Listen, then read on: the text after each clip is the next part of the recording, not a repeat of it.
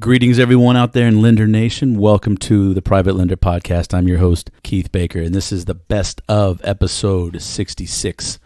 I'm still on my hiatus, but I do want to just check in with you guys real quick and let you know that I'm getting very antsy to get back into the podcasting world, be active again. And I don't want to give you too many of these best of episodes, so I want to give some fresh content and some hopefully some new value to you starting in November, early November-ish or so. The new gig is going so far so good. Busy. My head's been on a swivel for a little bit, but it's going well, and I'm happy I've made the move, and I'm hoping that it really frees up some time that I can dedicate to the podcast. So hang in there with me. I appreciate you listening. And I appreciate all the feedback, likes, comments, and reviews. So please keep those coming. Please keep those coming. So let's go ahead and jump right on into the Best of Private Lender Podcast, episode 66, with SEC Attorney Amy Wan. Enjoy. Private Lender Podcast, episode 66. The Private Lender Podcast quote of the day comes to us from Aristotle, who said, "First, have a definite, clear, practical idea. A goal, an objective. Second, have the necessary means to achieve your ends. Wisdom, money, materials, and methods. Third, adjust all your means to that end." This is the Private Lender Podcast, the show that shares practical advice and know-how for new and seasoned lenders, from private mortgages on single-family houses to joint ventures on commercial projects and beyond. Discover details about investment vehicles that you won't find at your local bank or online broker. Listen and learn from private lenders and real estate investors, as well as from professionals and entrepreneurs, as they share the details, strategies, and the insight that allows for successful and prosperous lending. Now, get ready to increase your ROI. Here's your host, Keith Baker. Hey, how's it going? What's going on? Guten Tag und greetings From the energy capital of the world, Houston, Texas, and welcome to the Private Lender Podcast. This is the place to be if you're looking for practical tips and advice on becoming a successful private mortgage lender. If you're looking to take control of your own investments and build wealth without banks or Wall Street by utilizing time-tested methods in this ever-changing digital world, then you, my friend, are in the right place. My name is Keith Baker, and I'd like to welcome you to episode number 66. And as this goes live, it's tax day 2019 in the USA. I record these ahead of time, so I don't know if the government's going to be open today. The Brexit thing's going to happen, or who knows? Kind of interesting. But I do know one thing, and that's the fact that I have 99 first world problems, and I am grateful for every one. My kids don't have flies around their eyes. They don't have big bellies. They got plenty to eat, and I'm grateful for all of that. So let's start from there. And speaking of gratitude, today I'm very grateful to have the pleasure of speaking with an attorney who happens to specialize in helping investors handle the paperwork and the filings required by the SEC, Securities Exchange Commission. My guest, Amy Wan, has an impressive resume, to say the least. She lives on the leading edge of the financial and legal tech world and was recently named one of the 10 women to watch in legal tech by the ABA Journal. That's the American Bar Association for people like you and me. And I'm honored and grateful to have her on the show. Before I get too far ahead of myself, I need to disclose an embarrassing truth about today's episode. I don't consider myself very smart, but I'm educated thanks to mom and dad's insistence. I like to tell people, it took me 8 years to get an undergraduate degree. I'm no dummy, okay? I got a lot of educating up in this head noggin of mine. But for 65 previous shows, I had my stuff together, and I always had the appropriate microphone plugged in. Well, here we are, number 66, and complacency has crept up. And it, unfortunately, I recorded the entire episode like this, and it sounds like my microphone's 80 or 90 years old, and any minute someone's going to come back from the 1930s, you see, and they're going to want to take their crappy equipment and their microphones with them. It sounds pretty bad, so rather than redo the interview, Amy sounds great because she's a professional, and she got the earbuds and the microphone and everything set up proper, and I didn't, and I'm the host, so that looks really bad on me. I apologize, but it does remind me of my new slogan that I actually put on a Private Lender Podcast t-shirt recently. The back says, "Always verify, never trust." And that is, or is it never trust, always verify? You see, now I'm doubting myself. This is not good. I'm driving the bus, as they say. in the radio biz that I know nothing about. So nonetheless, never trust, always verify, I think is a perfect segue into an interview with an SEC attorney. So let's go ahead and get down to the brass tacks, and let's get to the interview with Amy Wan. Hey, Lender Nation, I've got a special treat for you today. Our guest is Amy Wan, founder and CEO of Bootstrap Legal, and I am excited to have her on the podcast today. Amy, welcome to the Private Lender Podcast. Thank you so much for having me. Thank you for coming out and being interviewed, because you deal in an area of expertise of the law that is beyond my scope of understanding, number one. But number two, you're bringing it down to where people like me can participate. And I definitely want to get into that part of it. I promise we'll keep this about 30,000 feet as much as possible. And we'll drill down when we need to, because I know the law can get, we can go down some rabbit holes. So first thing is, tell us a little bit about yourself and how you became the securities and syndication guru that you are. Sure. I actually started my career in federal government, right? And there we were doing interesting things in DC, international trade, international regulatory affairs. When I moved back to LA, there's really not much of international trade law industry out in LA, except for like import, export compliance paperwork, very different from like negotiating free trade agreements. And so I basically started over. I became general counsel of a early stage real estate crowdfunding platform at that time. And the interesting thing about that crowdfunding platform is that I actually had to deal with two different areas of law, one on the real estate lending side and then one on the actual security side. Because what we did was we basically did private lending. We would make hard money, private money loans to folks flipping houses. And then we would fractionalize those loans and basically turn it into a security and sell it to accredited investors through our marketplace. So I spent a couple years there, learned the in and outs of both of those different sides of the industry. Then I went on to become a partner at a boutique law firm that basically focused pretty much exclusively on real estate syndication, more so the equity side. And then it got really interesting. I got to a point in my practice where I was spending every day just writing the same fund documents over and over again. And I thought, this is really inefficient. And I befriended someone who was just beginning in the syndication industry at the time. He's now a pretty large real estate syndication influencer. But back then he came to me and said, hey, I want to raise $300,000 through a syndication. How much will it cost? And I told him, look, I'll tell you the price, and then I know you're not going to use me because the transaction cost just doesn't make sense. And sure enough, I told him the price. He fled the other direction, and I thought, this is really interesting. Folks trying to raise just a small amount of capital have a very limited ability to actually be compliant with securities laws. And the SEC doesn't care about that, right? Like, I had dinner with a couple of folks from the SEC, I want to say like 1 or 2 years ago. And I brought this up to them and they're like, oh, well, you still have to follow securities laws anyway. And I'm just like, well, I get that, but there's this practical reality. And so given that I had worked at a tech startup, I thought I can do better, right? So I whipped up some software that it's kind of like the TurboTax of real estate syndication. And it actually automates the first draft of a lot of the paperwork that you need to sell a security. And so for me, as an attorney, it's great because I cut off like 20 hours off of drafting. But it's great for my clients because A, I can get them the documents faster. And then my prices tend to be a little bit lower because I'm just so much more efficient, right? So I'm not one of those attorneys who like bills by the hour. I do flat fees and it just makes so much more sense.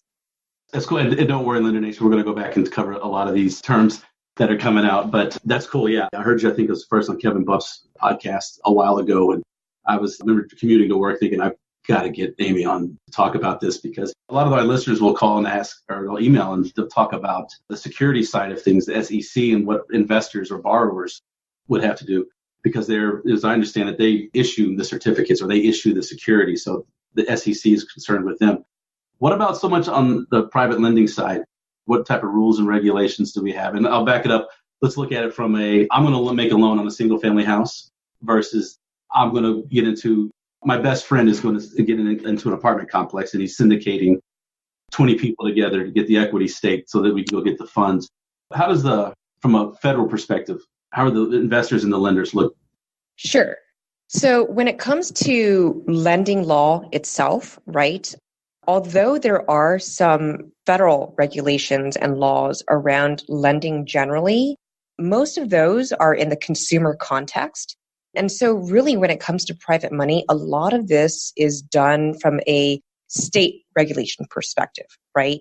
Now, when you get into state lending laws, honestly, it varies state by state. Some states require you to have a license to do this. Some states don't care. Some states, like for example, California, you can make a small number of loans. And then after you reach that limit, then you have to have that license. There's different types of licenses you need, right? So it's kind of all over the map. Generally, there are a couple things that folks should keep in mind. One of the things is usury rates, right? So basically, a loan that is usurious is when you're charging too much for interest. So every state has a different usury rate. You generally do not want to go over it because the states and the regulators do not take kindly upon that. Although I think generally in today's market, that's not so much of a problem because the rates today are significantly lower, I think, than they were just 5 or 6 years ago. So usury is one. Another thing I think to keep in mind, and we'll talk about later, is securities, right? So if it's one person lending to another person, that's usually fine. When it's multiple people banding together to lend to one person or even multiple people, then we have to think about a different set of laws. That's securities laws. And the last thing is it depends on what you're lending on, right? So owner occupied, because if we're talking about single family residentials, right? Lending to owner occupied is different from lending to non-owner occupied. When it's non-owner occupied, generally you're lending to some sort of LLC, there's a business entity, there's a business bank account. The person is not supposed to live in it, right? There is language in the actual loan documents that say this is a business purpose loan, et cetera, et cetera. I won't use any of this for personal or household expenses. Contrast that with when you're lending in the owner-occupied context, suddenly that becomes a consumer loan. It's not a commercial loan, and that is very, very heavily regulated. Yeah, it is. And I've loaned to people who do seller financing, and it's Dodd-Frank, lots of hoops we go through. We have it originated, and there's the test to make sure that person can pay the mortgage and you're not gouging them. Because you said it perfectly. Once it becomes a consumer loan, then the regulators and the judges are not going to look favorably upon. Yeah, I don't care if it is out of your Roth IRA. Right. If you're doing something wrong, they're going to get you. And not only that, it's not just a whole different set of rules, but it's kind of like a different philosophy or mentality applies, right? Like if you're lending to non-owner occupied, people are like, oh, it's a business loan. It's all for business. Like you're presumed to be sophisticated and all that kind of stuff. When you're doing a consumer loan and you end up going to court or something like that, then suddenly it's not like, oh, I made you a business loan, the deal went south. It is, oh, you kicking someone out of their home. It's suddenly a much bigger deal. And the states where they tend to be blue states or places where it's a large metropolitan area, the judges in those jurisdictions are going to scrutinize this a lot more in the favor of the borrower than the lender. So just be aware of all of that. And thank you for that, because I tell people when I want to be a private lender, don't go owner occupied. Not until you get a lot of experience and you get a hell of a legal team built behind you that can handle all this for you. Because that's obviously what lawyers are there for. They're there to keep us compliant and to say, hey, I see you put this language in here. Well, this can happen, right? Or this is your worst case scenario. Or why don't you try this? And it's funny you mentioned usury laws, because Quincy Long of Quest IRA always says, what's a little usury amongst friends, right? It's just, we all know each other here. The short answer, and correct me if I'm wrong, but the way I understand it is, there are no usury police out there. However, In Texas, we're 18% is our usury law, right? So let's say I make a loan for 20% and I anger that borrower somehow, some way. That borrower can go to court, take it to a judge. The judge says, oh, look, this is a usurious contract. It's null and void, and you don't even have to pay that guy back his money. Yeah. I mean, it's not exactly the same, but I basically liken it to landlord-tenant law, where it's like there's so many places where just because the tenant complains, everyone bends over backward for the tenant as opposed to the landlord. It sucks. It's business. And you just don't really want to be in that situation. Absolutely not. Absolutely not. So securities perspective on the federal level, everyone's got to check your own state. And I guess it would be worthwhile saying we're not offering to sell any securities or anything like that. And this does not constitute a attorney contract with you or anybody else. I'm not an attorney, but it is my podcast. So I figured I'd better say that. So from the federal level, so lenders, as long as we're making it, like you said, person to person, it's a business loan from me to a real estate investor to do a flip, or maybe 3 years, a landlord wants to hold it for 3 years or whatever. Very little regulation on that. There may be some check with your state, but from the federal level, the SEC, they're pretty cool with. Well, so the SEC doesn't deal with this a whole lot, except, of course, to the extent that you get multiple investors involved. But right, this tends to be on a very state level, and it tends to be a very commercial discussion. Now, the only thing I'll say is the other big issue is licensing, right? Do you need a license to be making these loans, to be brokering them? That's a state-by-state discussion. In most states, for non-owner occupied lending, you usually don't need a license. There's a handful of states where you do.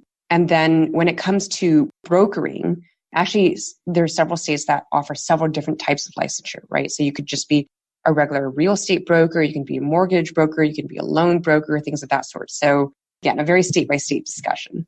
Excellent. Thank you. Yeah, from a federal, I do actually kind of like that. You know, the feds are like, we're going to just make sure that you're not taking advantage of anybody, and then we'll let everything else fall to the states. So you talked about brokering. I wanted to bring that up because Texas, it's funny, we're a red state, but we're pretty liberal when it comes to things like the oil field, guns, and, and we're awesome. I mean, we have very short foreclosure process. Yeah. I mean, Texas is, for me, I love being here to lend here, but brokering, and what I like to do, if I can just give you a scenario of maybe something I've thought about doing, or maybe it's something I've done, I don't know.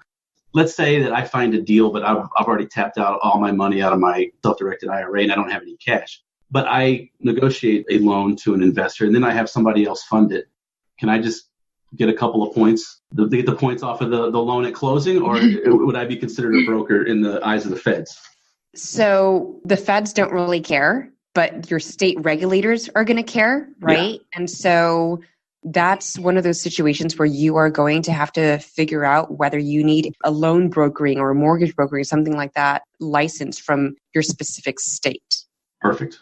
All right. We don't have a security in Texas until you get like 30 people. I mean, it's something ridiculous, but that leads me to my next question. In, let's say, because I really want to get into your expertise here, because I really want to just let you go and listen. But let's say I'm making a step up. I'm going from my single family. I'm an investor now, not just a private lender, but I want to become an active investor. Mm-hmm. Obviously, I'm not going to go run out and sponsor a syndication for a 200-unit apartment complex. But as someone who is a single family investor and lender, kind of walk us through. I'm going to walk you. A friend of mine is going to sponsor this deal. He's putting it all together. He's getting everything legal. Everything. He's got his memorandums together. Everything.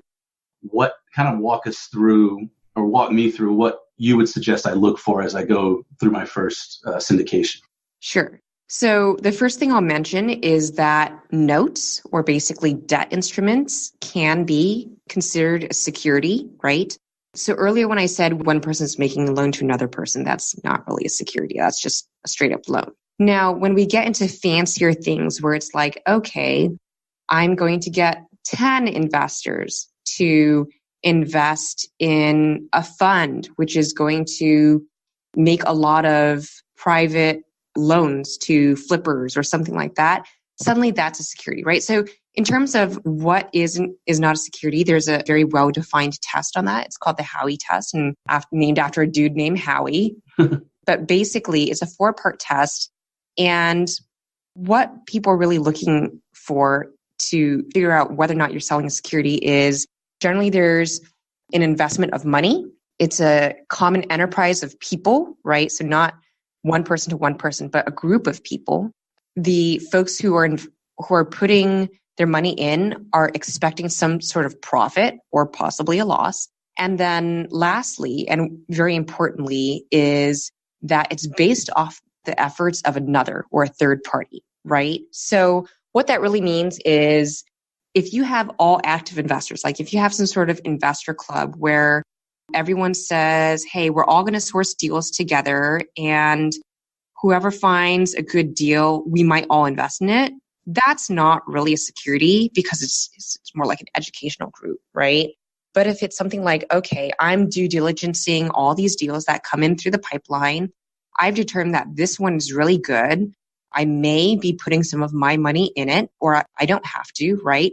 But you guys are all going to invest money, and I'm going to organize everything, package it all together, make the loan, and I will do all the investor relations, all of that.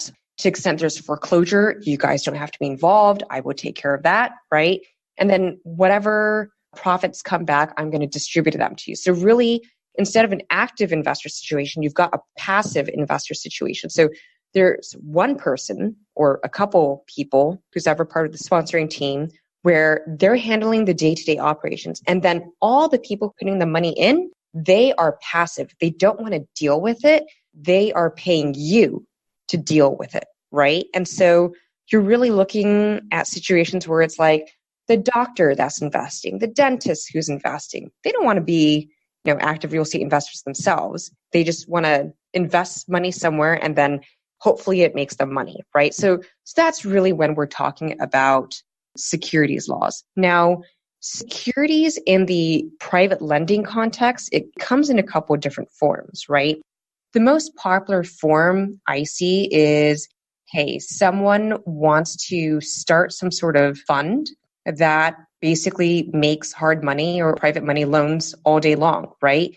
And they don't want to do it with their own money. Instead, they're going to get big checks from all these different investors, and they're going to invest that money. They're going to manage it. They're going to do all the due diligence and then pay some sort of return on investment to their investors. And that's probably the most popular context where securities law and private lending meet. Gosh, he created a fund and going through it and just, it's been quite a process for him to do that. And started off as, hey, let's put our money together. Now it's, well, let's go get everyone else's money. Obviously, that is going to be a security. And someone, like I said, the passivity of it. I give you money, you go make it for me. And then give me some of that back. That's pretty how I understand the securities to work in a fund. What are some of the other ways that besides funds that come together? Or like, let's say like in a syndication, for example, where in a fund, you're taking, a fund is usually not, I say, deal specific, whereas a syndication that's this commercial building or this particular apartment complex. Is there any kind of difference? Right. So there's basically 3 different categories that I usually talk about, right? So one is what we call single asset syndication. And that is exactly what it sounds like. It is identified one building. I probably have it under contract. And if you are investing in this deal, you're basically investing in the returns made from that property, right? Then there's what I call a blind pool. And that's what you're referring to as a fund, which is there's no specific deals per se. So maybe I haven't identified the multifamily apartment that I want to invest in or the group of them, right? Or maybe my plan is I'm going to make all these private money loans, but I don't know exactly what the loans are. So you don't know exactly where the money is going, but you do have a general business plan. And so you're going to raise money and deploy the capital according to your business plan. And the third is basically right in the middle. It's what we call a semi-specified fund. So that's kind of the situation where maybe you have identified one property, but whoever is investing, they're not just invested in that one property. They're invested in that one property that you've identified, plus other ones that are not identified yet, right? So a lot of the times when folks do this, it'll be like, oh, you're investing into 2 properties. I have one under contract, but I haven't found the other one yet. So it'll be a situation kind of like that. The only thing I'll say is that when you're really talking about like multifamily syndication or actually taking down entire buildings, and not so much the debt side, but the equity side, investors, when they are underwriting a deal, there are two things that they're going to look at, right? One is the deal itself. So I'm going to underwrite the actual property, and then they underwrite the sponsor, right? Because you have to have that relationship of trust. On a single asset syndication, it's possible to underwrite both. On a blind pool, you are only underwriting or due diligencing the sponsor and not the actual properties. And so I find that investors who invest in blind pools tend to be different from investors who invest on the single asset syndication side, right? But at the end of the day, all of this basically comes down to trust. Yeah, you're right. We do business with people we know, like, and trust, right? And that's really, I think you wrapped it all right there. And I love the fact you said you do diligencing on the sponsor or the investor, not the property, because at the end of the day, I mean, yeah, we look at, whether it's a single family home or an apartment or a commercial deal, the people, the process, and then the property for me, as far as I'm going to invest my money with the person, right? And then as if everything falls in line, the last thing I look at will be the property, but I have these these little pillars, right? And if somebody hasn't done at least 10 deals, never loan to them. That's what hard money lenders are for. That's why they charge 15% and 3 points here in Texas, because they're taking on the risk of you not knowing what you're doing, and if they have to come in and take over. Whereas from a private lending perspective, look, I'm lazy. There's a reason why I'm not as active as I used to be or active as I want to be, because I've got other things going on, but I still want to invest. So private lending fits in for me. The last thing I want to do right now is go evict the dentist that didn't pay the rent on the second floor, and have to deal with, are we going to go to the LED bulbs? Are we going to go with the old fluorescent? All the stuff that I see the guys at the management at my building where I work go through every day. I'm like, just give me the check at the end of the month. I'm good. Yeah, just give me the cash flow. Back to the whole trust thing. And that's the other thing I love about real estate and private lending is just that social, that human element to this all. And this is where I want to get into kind of where you're breaking new ground with what you're doing. So I'm going to kind of turn it over to you and say, okay, I'm no longer a private lender. I am looking to be an active investor. All of a sudden I have all this knowledge. I'm going to be a sponsor and I'm going to go buy a commercial building. How do you help me with all of the securities and everything? Sure. So you can be the person who's buying the commercial building, or you can be the person who's starting the private money fund, right? But basically, what I generally say is this, yes, securities laws is complex, but I also don't think it's that difficult to actually be compliant.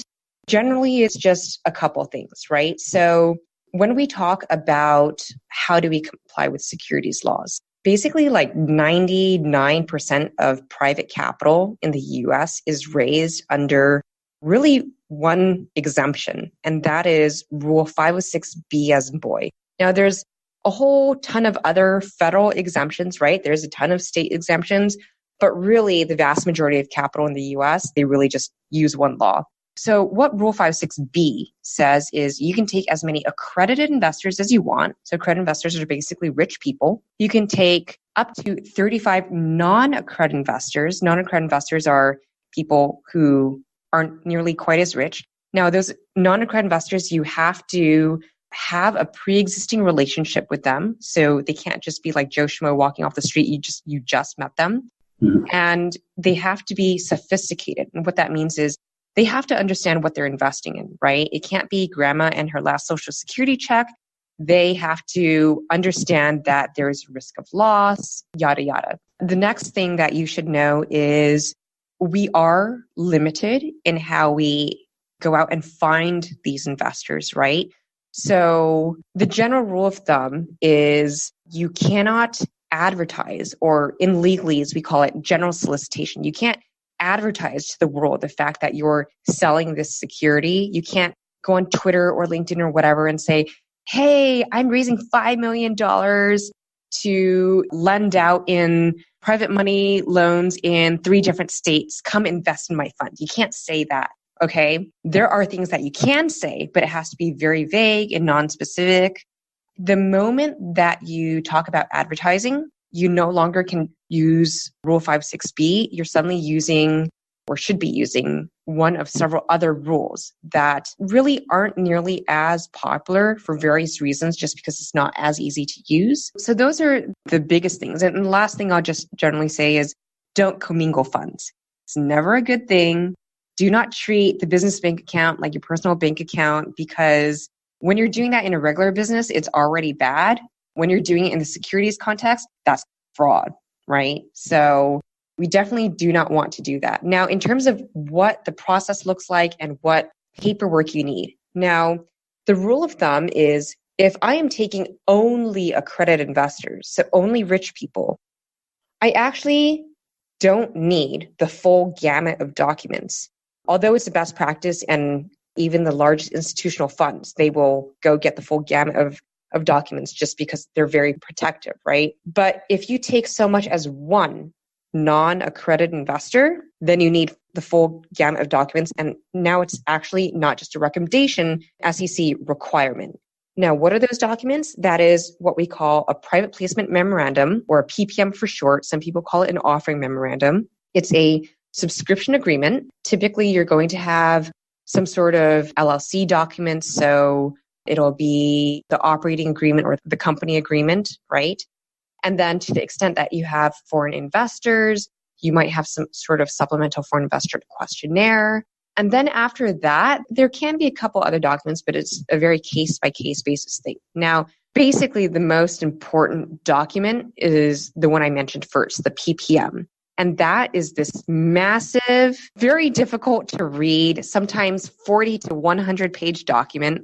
And what it basically does is it's like legal garbage in one document that talks about every single risk that the investor might possibly encounter. The reason it does this is because you have to disclose everything in securities laws. And if an investor comes back and says, oh, you didn't disclose this, then too bad. Like they have grounds to sue you, right? And so that's why these documents are so obscenely long.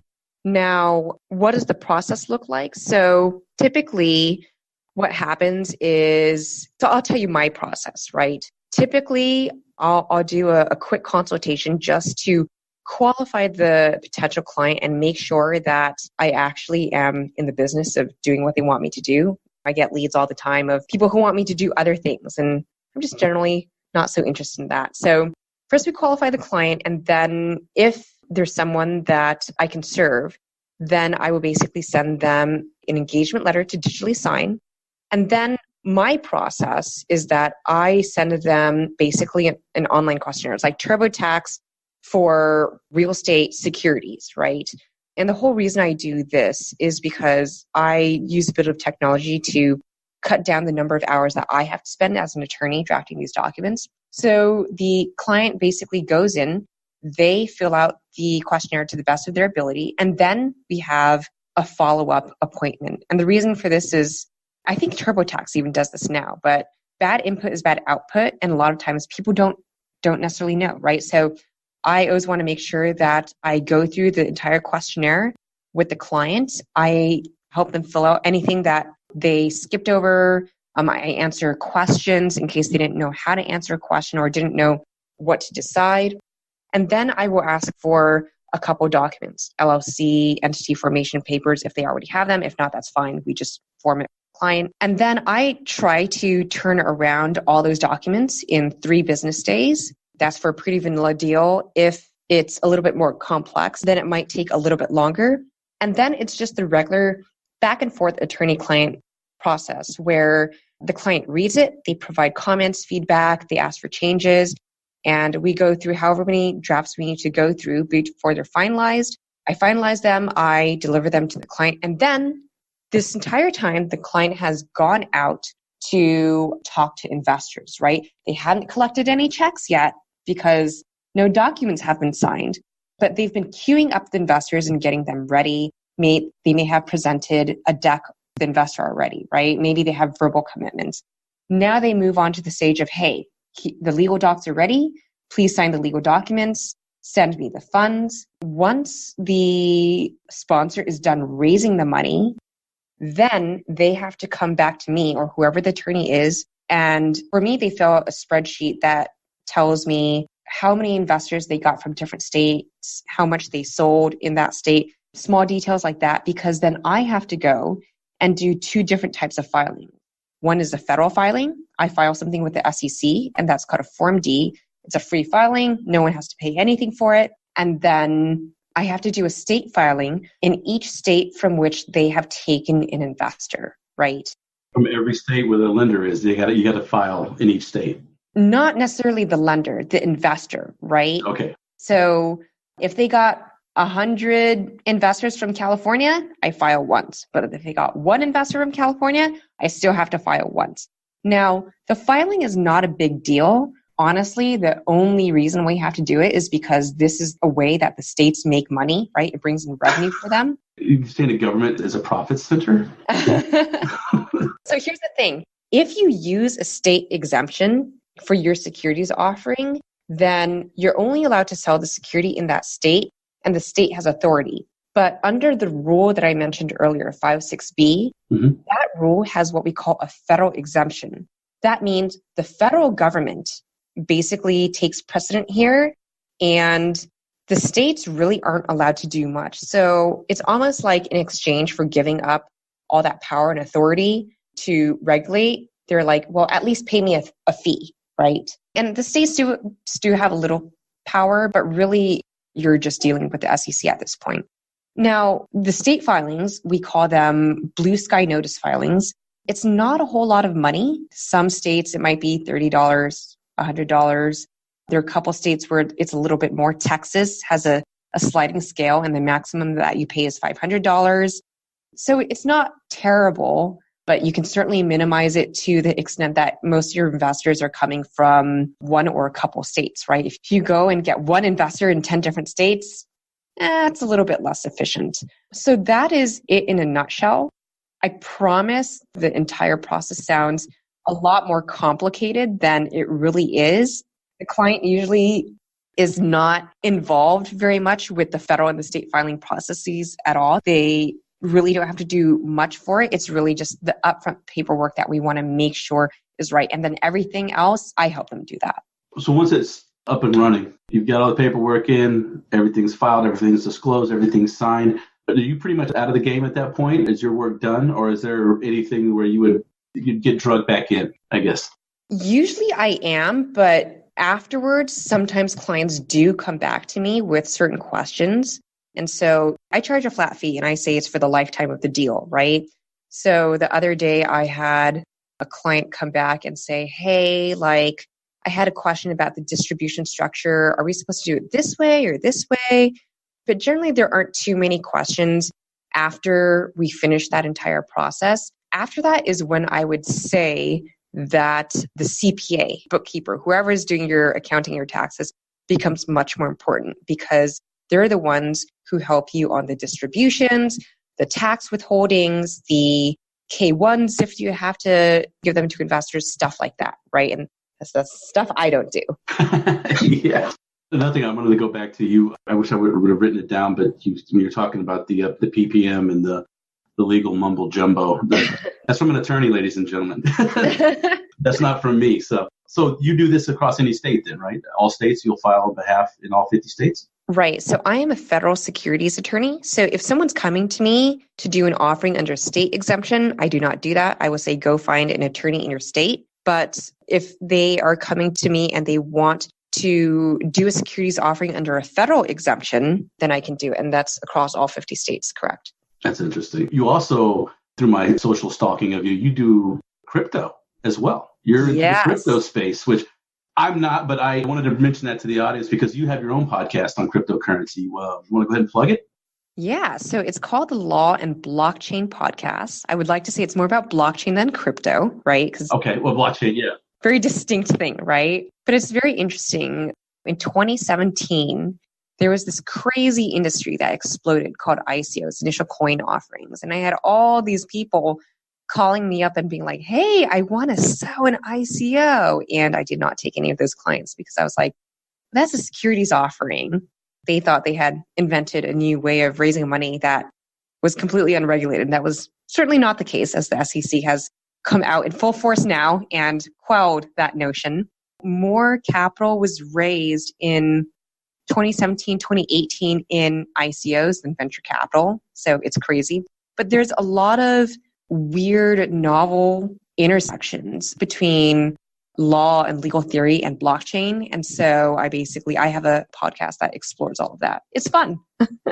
I'm definitely getting into. I've gotten a few coins and give me your email and I'll give you 10 coins. I'm like, yeah, these are going to be worth nothing. And I'm not putting any money into it because I take I guess it's more like the Gary Vee approach. I'm not going to talk about it unless I have some experience and I feel confident. So it's honestly better not to talk about it because everyone in the space is getting SIM hacked right now. They suddenly look at their phone one day and it's out of service. And it's because someone's gone to Verizon or AT&T and imported their phone number onto a different phone. And so they suddenly get access to they reverse hack and they get access to emails and social media and people's crypto exchanges. And so many people have just been wiped out of massive fortunes from SIM hacking.